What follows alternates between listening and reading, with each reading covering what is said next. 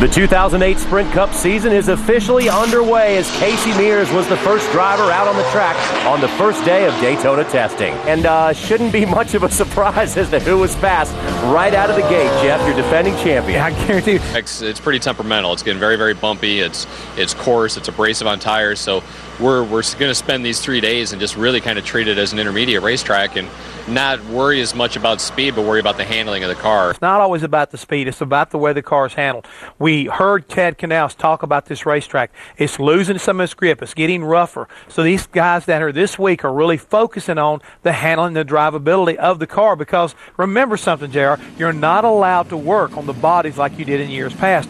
We know the top 35 and owner points, they are locked into the Daytona 500. I think they're going to be focused, we talked a while ago, in getting those cars to drive good. When you look at all those teams, like the 3 Michael Waltrip Racing teams, they have to go down there and they have to, make their cars drive good, but they've got to work on how fast they can run, because if they don't have a fast race car, they're not going to be in this 50th annual Daytona 500. Usually, this open garage area is dedicated for those outside the top 35 in owners' points. But in the off-season, the 2 team gave its owners' points to rookie Sam Hornish and Penske Racing. But Kurt Busch tells us it's basically the same old song and dance. Right before you qualify, you really only get 2 runs with the Daytona 500 car.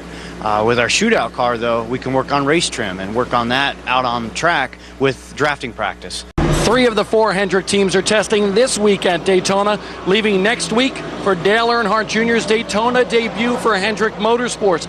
Don't have any teammates in the test next week, and the COT's never really been to Daytona, and so I wanted to make sure that if there were some hurdles, I wanted to see them. Let's take a look at the morning speeds, and keep in mind, folks, that we're only going to list a driver's name once. Some of these guys were fast in their A and B cars. We are only listing a name once to get more drivers up there. We came out of here out of the gate, in the ballpark of where we need to be, and obviously it's the first test, so we still have a lot of work to do. Lugger worked hard in the winter to get the cars ready, and obviously some good steps have been done compared to last year, because the car is off the bat quick and easy to drive.